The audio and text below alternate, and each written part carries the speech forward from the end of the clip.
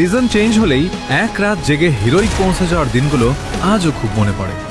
সময়টা যেন কত দ্রুত বদলে গেল। এক সময় নতুন সিজন শুরু মানেই ছিল পুরো রাত জেগে র্যাঙ্ক পুশ। চোখে ঘুম থাকত না, শুধু একটা লক্ষ্য, এক রাতেই হিরোইক। আজ এতদিন পর আমি সিলভারে নেমে এসেছি।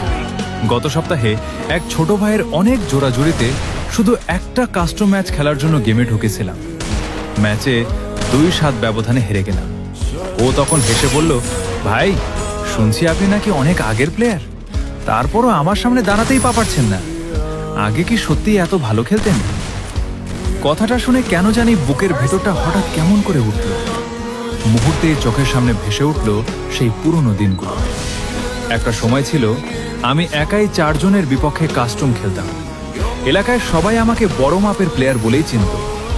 ফ্রি ফায়ারের কাস্টম শুরু হলেই কে আমাকে নিজের দলে নেবে সেটা নিয়ে টানাটানি পড়ে যেত। অনেক ছোট ভাই আমাকে দেখে খেলতে শিখত, আমার গেম প্লে দেখেই অনুপ্রাণিত হতো। তাদের কাছে আমি শুধু একজন প্লেয়ার ছিলাম না, একরকম আইডল ছিলাম। কিন্তু সময় কখনো এক জায়গায় থাকে না। পড়াশোনা, কাজ, জীবনের ব্যস্ততা সবকিছুর ভিড়ে গেমটা ধীরে ধীরে দূরে সরে গেল। স্কিল কমেছে, রিফ্লেক্স আগের মতো নেই, আর নতুন প্রজন্ম প্রতিদিন আরো ভালো খেলছে। আজ সেই গতকালকের প্লেয়ারই আমাকে চ্যালেঞ্জ দেয়।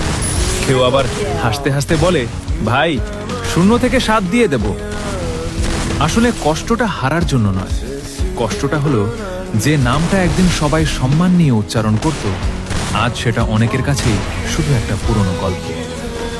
তবুও কোনো আফসোস নেই, কারণ র্যাঙ্ক, কেডি বা জয় পরাজয় একদিন শেষ হয়ে যায়।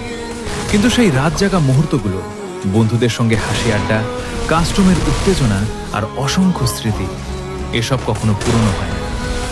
সময় বদলেছে, মানুষ বদলেছে, গেমও বদলেছে, কিন্তু স্মৃতিগুলো এখনো আগের মতোই রয়ে গেছে।